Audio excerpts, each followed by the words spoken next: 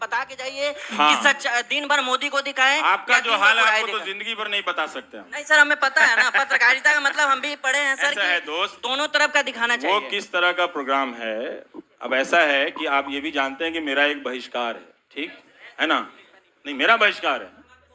नहीं नहीं, उससे कोई फर्क नहीं। तो मैं लोकप्रियता के दबाव में अपनी बात थोड़े, ऐसा थोड़ी है कि मैं छोड़ दूंगा। क्या नहीं, कमाल है। यही चीज तो हमें समझना है कि एक दिन हमको अपने फैन के खिलाफ भी बात करना पड़ेगा। और मैं तो कहता हूं कभी किसी का फैन नहीं बनना चाहिए। आपको पता है ये लाइन किसने कही थी?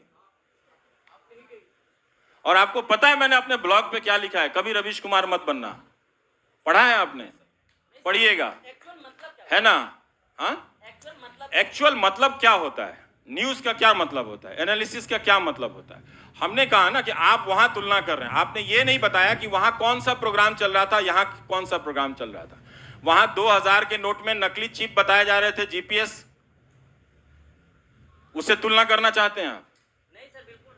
तो किस चीज से तुलना करते हैं आप? उदाहरण देकर बात करते तो आपका सवाल और अच्छा हो सकता था मैं फंस भी सकता था इसमें। जी, एक और सवाल ले लेते। आपने उदाहरण नहीं दिया, वो आप इधर बैलेंस वाला करने लगे। वही मैं जो मानक से कह रहा था, मैं दुकान नहीं चलाता हूँ, हाँ। मैं अपना करता हूँ। तो अगर आपको मुझसे सवाल पूछना है तो मेरे शो पे रिसर्च कीजिए। क्या मेरा शो आलोचनाओं से परे है? बिल्कुल ही नहीं है, बिल्कुल नहीं है।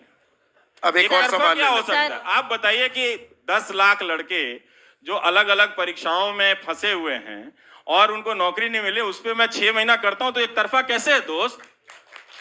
आखिरी सवाल। आपके गांव कस्बे जहां से आप आए हैं, यूनिवर्सिटियां बर्बाद हो गई हैं। अगर मैं 30 दिन उस पर करता हूं तो उसमें क्या एक तरफा है? किस चीज का एक तरफा है? सर एक क्वेश्चन है सर, आपने पार्टीशन की बात की। जब भारत बना आज़ादी के बाद, ऐसा भारत, हमारा विजन बहुत ब्रॉड था। हम गुटनिरपेक्षता की बात करते थे, लेने से ज़्यादा दुगना देने की बात करते थे, पंचशील। लेकिन उसके बाद हमने इमरजेंसी भी देखी, कई सारे ऐसे फेजेस भी देखे, ग्लोबलाइजेशन भी हुआ, और आज की हालत हम सब जानते हैं कि एक ऐसा नागरिक भी हम सब विश करते एक कम्युनिटी को देश से बाहर निकालने का। तो सर ऐसा क्या हो गया कि हमारे देश का नेचर ही चेंज हो गया है? हमारा वो ब्रॉड विजन क्यों खो गया है? इतना नैरो विजन क्यों हो गया है सर? हम देखिए, इसके कुछ हिस्से का जवाब टेक्नोलॉजी तंत्र से दिया जा सकता है, एक नया तंत्र जो खड़ा हुआ उससे भी दिया जा सकता है। लेकिन हम लोग ये समझते हैं कि 15 अगस्त 1947 को भारत जिस रूप में आज़ाद हुआ, जिन सपनों के साथ आज़ाद हुआ, वो उसी दिन पूरे हो गए। ऐसा नहीं था। डेमोक्रेसी जो है वो कभी भी एक पैकेज प्रोडक्ट नहीं है।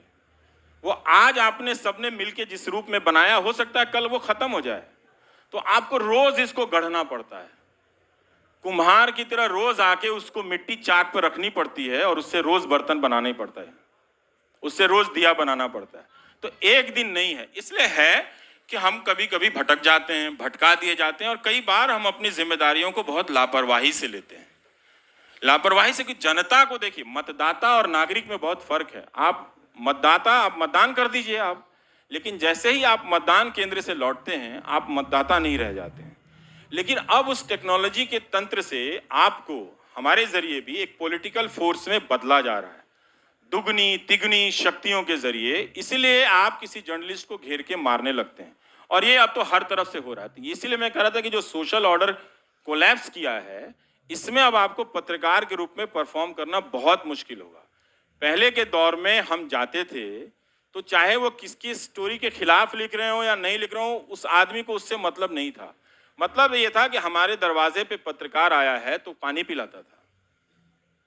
तो लेकिन अब जब लोगों को पॉलिटिकल फोर्स में बदल दिया गया है, पॉलिटिकल पार्टी के लोग, उससे एफिलिएशन रखने वाले लोग, प्रधानमंत्री की डीपी लगाकर लाने वाले लोग गालियां दे रहे हैं उसमें, तो एक मंजूरी दी जा रही है। तो इस तरह के हुलिगनिज्म को कभी भी मान्यता नहीं मिली थी। राजनीतिक दल में ऐसे तत्व थे, जैसे शहाबुद्दीन का उदाहरण है, यूपी में भी बहुत तरह के इस तरह के डॉन हुए, इस तरह के बाहुबली होते थे।